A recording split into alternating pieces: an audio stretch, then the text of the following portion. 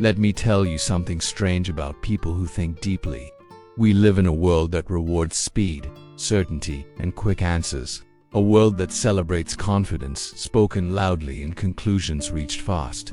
Yet some people move through life more slowly. They pause longer than expected. They hesitate before speaking, they think and then think again. And here's the question that always lingers quietly in the background. What's really happening inside their minds? At first glance, it's easy to misunderstand them. From the outside, deep thinkers can look distant, withdrawn, even detached. People assume they're overthinking, stuck in their heads, unable to act. But that's not the full picture. Beneath the surface, there's an entire psychology unfolding, one that has less to do with hesitation and more to do with depth. See, for some people, thinking deeply isn't a habit, it's a way of being. They don't just experience life, they process it. Every conversation echoes, every emotion leaves a residue, every question opens into 5 more. While others move on, they stay, not because they're stuck, but because they're listening. You might notice it in small ways. They're often quiet in groups, but when they speak it feels considered.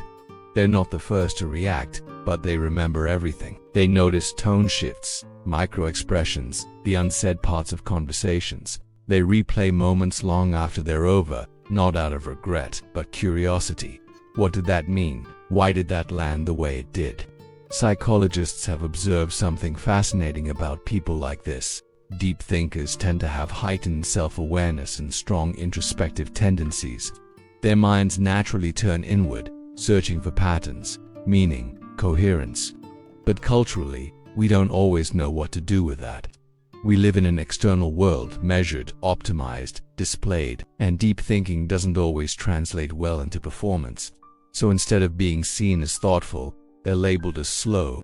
Instead of reflective, they're called indecisive. Instead of careful, they're seen as uncertain. But here's the reframe. It's not about lacking clarity, it's about respecting complexity. For deep thinkers, simple answers feel dishonest. Quick conclusions feel incomplete. They sense that most things in life don't resolve cleanly, and pretending they do feels wrong. So they sit with the tension. They allow contradictions to coexist. They hold questions without rushing them toward resolution. And in a culture obsessed with certainty, that can look like weakness, but it isn't. Often this way of being develops early. Many deep thinkers learned, consciously or not, that the world is nuanced. Maybe they grew up needing to read the room carefully. Maybe they learned that emotions aren't always safe to express immediately. Or maybe they simply noticed early on that what people say and what they mean are rarely the same. Over time, their inner world became rich, layered, alive. But here's what's often misunderstood. Deep thinking isn't always peaceful. It can be heavy. When you feel everything deeply and think everything through, there's little escape from yourself. The same mind that finds beauty in meaning also finds discomfort in ambiguity. The same awareness that creates insight also amplifies doubt. And this is where the psychology deepens. Many deep thinkers carry what psychologists call cognitive empathy, the ability to understand not just what people feel but why. They can see multiple perspectives simultaneously, but holding many truths at once can be exhausting. It's easier to be certain. It's harder to be accurate because, let's be honest, much of modern life rewards simplification. Hot takes travel faster than nuance. Confidence is valued more than contemplation. We're encouraged to brand ourselves, define ourselves, summarize ourselves. And for deep thinkers, that pressure can feel suffocating. How do you compress a layered inner world into a single identity? So they retreat, not out of fear, but out of integrity. They resist oversharing because some thoughts aren't finished yet. Some feelings are still forming. Some ideas need silence to grow. And here's the paradox. Their quiet is often mistaken for emptiness, when in reality, it's fullness. But pause for a moment. When was the last time you felt truly understood without having to explain yourself? When was the last time you were allowed to not know yet? This brings us to the deeper truth. Not all deep thinkers are comfortable in their depth.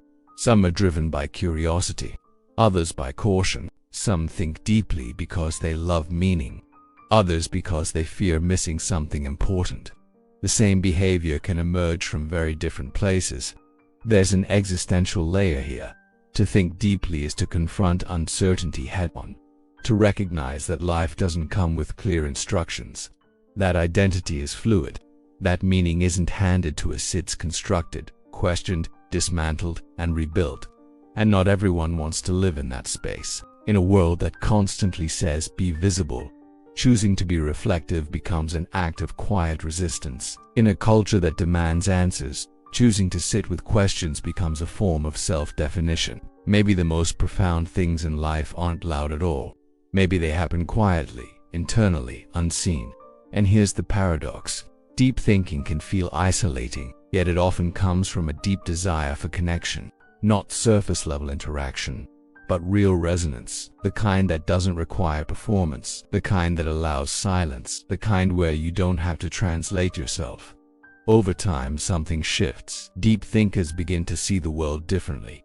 Colors feel richer, conversations feel layered, time feels slower, heavier, more meaningful. They become less reactive, but more sensitive, less certain, but more grounded, not because they've found all the answers, but because they've made peace with not having them.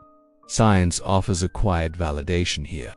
Research shows that reflective individuals often develop stronger internal locus of control and higher emotional regulation. Their well-being doesn't depend as much on external validation, not because they don't care, but because they've learned to anchor meaning internally. And maybe that's why they're often misunderstood. From the outside, they seem reserved.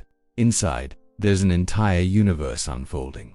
Their silence isn't absence, it's presence. Their restraint isn't fear, it's discernment. So the next time you notice someone who pauses before speaking, who thinks before acting, who chooses depth over speed, maybe don't rush to label them.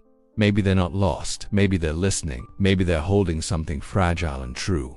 If this resonated, you already know. You don't need to prove it. You don't need to explain it.